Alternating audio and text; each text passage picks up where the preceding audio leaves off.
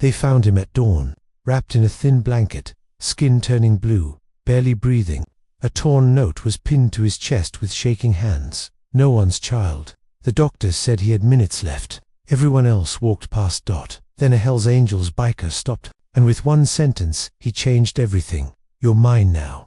Before the story begins, if stories of brotherhood, loyalty, and real honor move you, subscribe to our channel Bikershype, like this video, share it with your friends because stories like this deserve to be heard. The child no one claimed the winter that year didn't come gently. It came like a punishment. The city slept under a thick sheet of ice, streetlights glowing dimly through falling snow. The kind of cold that cut through bone. The kind that didn't care who you wore or how old. Behind a closed-down grocery store, near a dumpster half buried in snow, something moved. A weak sound, not quite a cry, more like a breath begging not to disappear. A janitor, on his early shift, almost missed it. Almost, but something in the sound stopped him. He stepped closer and froze. A small child, no more than 6 years old, barely conscious, lips blue, fingers stiff, shoes soaked through, and pinned to the boy's jacket with a bent safety pin was a piece of cardboard. 4 words written in black. Marker, no one's CHLD. The janitor shouted for help. Someone called an ambulance. Sirens tore through the quiet morning.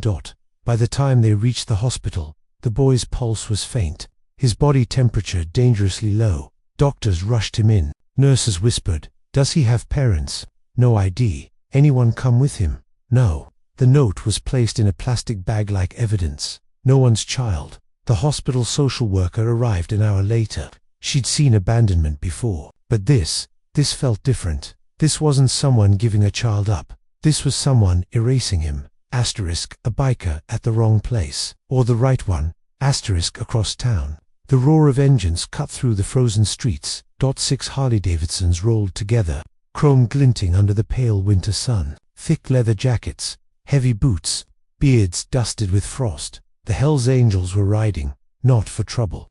Not today. They were escorting one of their own Big Mike to the hospital. A Vietnam veteran, club brother. Cancer didn't care about patches or reputation. They parked outside the emergency entrance. People stared. Some pulled their children closer. Others crossed the street. Big Mike waved them off. "Go get coffee," he growled. "I'll be fine." One of the bikers stayed behind. His road name was Reaper. 6'4", scar across his cheek, eyes like storm clouds. A man who'd been through hell and carried it quietly. He lit a cigarette outside the hospital doors when he heard it. Crying, not loud, weak. He followed the sound. Inside, down the hallway near the pediatric ward, a nurse stood with her back to the wall, arms crossed, eyes red. Reaper glanced through the glass. A small boy lay on the bed, wrapped in blankets, machines humming softly. Something twisted in his chest. He hadn't felt that feeling in years. Asterisk, who's his family? Asterisk. Reaper stepped up to the nurse's station. "Who's the kid?" he asked. The nurse hesitated, looked at his patch, looked at his face, found behind a store, almost frozen to death. "Parents." She shook her head. "They left a note." She slid a plastic bag across the counter. Reaper opened it. Read the words.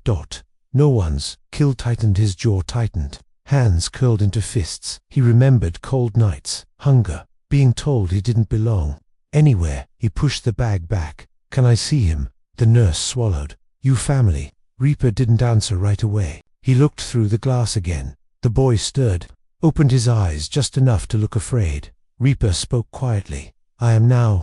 The promise. The nurse didn't know why she nodded, but she did. Reaper walked in, sat beside the bed. The boy's eyes fluttered open, cloudy, scared. Reaper took off his gloves. His hands were rough, scarred, but when he touched the boy's shoulder, it was gentle. "You're safe," he said. The boy tried to speak, failed. Reaper leaned closer. "No one's gonna leave you again." The boy's fingers twitched and grabbed Reaper's jacket, right over the Hells Angels patch. The nurse gasped. Reaper didn't move. He covered the boy's hand with his own. "I got you," he whispered. The club finds out word travels fast in a motorcycle club. By evening, the entire chapter knew. Reaper showed up to the clubhouse late that night, snow melting off his boots. The president looked up. "You good?"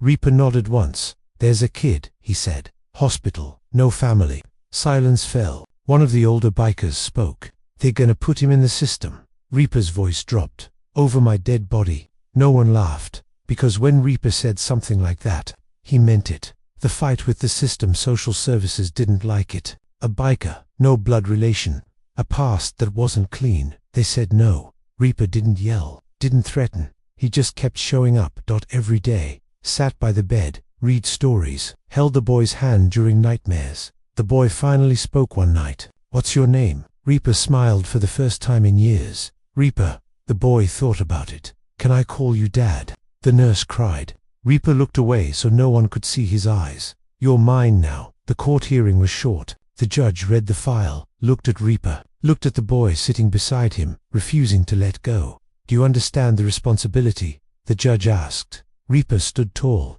Yes, sir. The judge paused, then nodded. I don't know who left him, he said, but I know who stayed. Gavel hit. Approved. Outside the courthouse, snow fell softly. Reaper knelt in front of the boy. You okay? The boy nodded. Reaper pulled him close. You're mine now, he said, and I don't let go of what's mine. Years later, 10 years passed. At a motorcycle rally, engines thundered. Music blared. A teenage boy stood beside Reaper. Taller now, strong, confident, wearing a jacket, no patch yet, but pride in his eyes. Ready? Reaper asked. The boy nodded. They walked together toward the crowd. Once, he was no one's child. Now, he had a family, a brotherhood, a future.